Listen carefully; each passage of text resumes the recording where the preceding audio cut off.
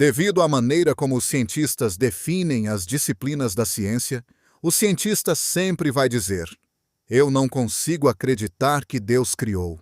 Pessoalmente, eu acho difícil entender por que os cientistas dizem que eles acreditam na teoria do Big Bang, por exemplo. Houve esse grande Big Bang? Explosão? Tudo começou de alguma maneira? A Bíblia diz que houve um Big Deus, e que esse Big Deus criou, e foi assim que tudo começou. Esse Big Deus criou. É mais fácil crer no Big Deus do que crer no tal de Big Bang. Os cientistas não conseguem encontrar uma resposta para a pergunta: mas como tudo começou? Eles não conseguem responder. Segundo ponto para o qual os cientistas não encontram resposta é: como a vida vegetal evoluiu para a vida animal? Não está faltando só um elo. Há 3 elos faltando e esse é o segundo deles. Mais uma vez a Bíblia diz: Deus foi um ato de Deus. Houve um ato de criação. Depois, o elo que está faltando é como a vida animal se tornou vida humana. Mais uma vez o relato de Gênesis diz: Deus. Nesse relato lemos que Deus criou o homem. Eu não sei quanto a você, mas para mim essa observação é muito importante. Nos 3 pontos para os quais os cientistas não têm resposta, o livro de Gênesis nos responde.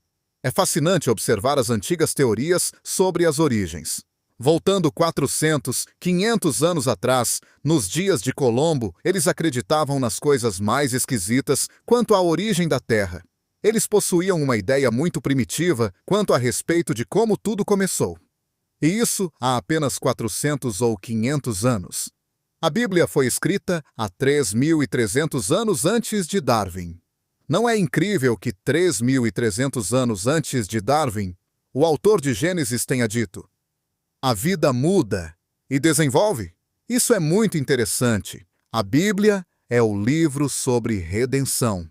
Mais uma vez, existem 1.189 capítulos na Bíblia e apenas 1,5 capítulo fala sobre a criação. A criação não é uma disciplina da ciência.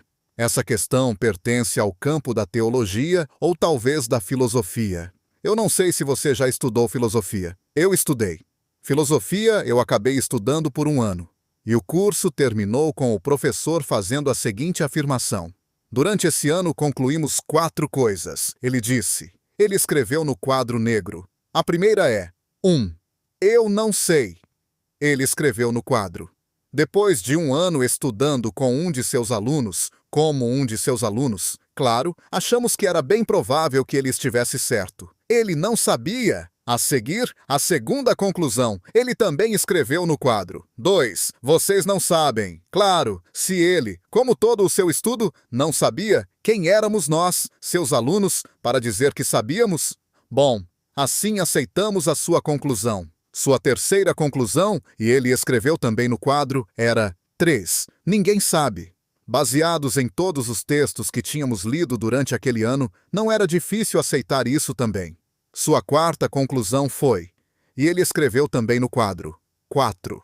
É inteligente pensar sobre isso. Isso sim é filosofia. Primeiro é: eu não sei, você não sabe, ninguém sabe, mas é inteligente pensar sobre isso. Se você quiser, poderá enquadrar a criação no campo da filosofia. Poderá chegar à mesma conclusão do filósofo e dizer: eu não sei nada sobre a criação. Você não sabe nada sobre a criação. Ninguém sabe nada sobre a criação. Mas é inteligente pensar sobre isso. O livro de Gênesis começa nos dizendo que a questão da criação pertence a Deus. Deus criou. Apenas Deus estava lá. Só Deus sabe. Portanto, a única pessoa que pode chegar perto de alguma conclusão sobre as origens é o profeta que tem a revelação de Deus. É exatamente o caso de Moisés. Moisés foi um profeta. Ele subiu ao Monte Sinai 3 vezes e ficou lá 40 dias e 40 noites sem comer. E disse: Deus, eu quero uma palavra sua mais do que eu quero comer. E Deus deu a ele uma revelação. Deus deu a ele uma palavra. Os 5 primeiros livros da Bíblia, Gênesis, Êxodo, Levítico, Números e Deuteronômio, são essas a revelação que Moisés recebeu. Essa revelação começa com uma simples afirmação sobre a criação. Essa afirmação é uma revelação de Deus. Mesmo sem pretender esgotar a matéria da criação, creio que ela diz a verdade sobre as origens e que será confirmada como verdadeira. Quando a questão é criação, temos duas posições completamente opostas.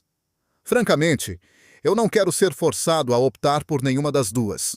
Por outro lado, temos os crentes conservadores que dizem que se você crê na Bíblia, então tem que acreditar que a Terra possui apenas 6.000 anos de existência e que o homem também só existe há 6.000 anos. Você não tem que acreditar que a Terra e o homem existem há 6.000 anos para crer na Bíblia, porque a Bíblia não fornece nenhuma data. Se Deus pôde criar Adão como adulto, ele pôde criar um universo adulto, é lógico. Um repórter de um programa de televisão, certa vez, perguntou ao Billy Graham, Dr. Billy Graham, como o senhor pode dizer diante de todas essas pessoas que a Bíblia diz, sendo o senhor formado em antropologia?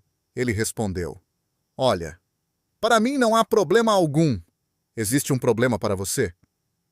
Então o repórter respondeu: um antropólogo deveria saber que a Terra tem bilhões de anos, e a Bíblia afirma que ela possui apenas 6.000 anos. Como o senhor pode achar possível acreditar na Bíblia? Então Billy Graham disse: me desculpe, mas a Bíblia não diz em lugar nenhum que o homem ou a Terra tenham 6.000 anos. Aí então o repórter falou: Dr. Graham, que idade o senhor acha que a Terra tem? Ele respondeu: acho que a Terra é muito, muito velha. Essa foi uma ótima resposta. Acho incrível que tantas pessoas ainda não tenham lido Gênesis. Muitos cientistas que possuem grande conhecimento científico jamais leram o relato de Gênesis, nem sequer o leram objetivamente com seriedade. Há muitas pessoas que creem nas Escrituras, mas têm medo da questão da evolução. Elas nem procuram saber o que a Bíblia diz a respeito. Eu não sou cientista e não sei nada sobre evolução. Essa não é a minha área, não é o meu chamado. O que eu gostaria de propor é, uma vez que esse assunto sempre vem à tona, vamos ler o relato da criação de Gênesis. Não tenha medo desse assunto, não fique pensando que você tem que defender Deus. Simplesmente leia o livro de Gênesis, fazendo a seguinte pergunta: o que realmente há aqui a esse respeito? Tenha essa expectativa de que está escrito ali. Do que está ali realmente é verdadeiro e que será confirmado por cientistas verdadeiros. Também precisamos fazer a seguinte pergunta: por que Deus falou tão pouco a respeito da criação?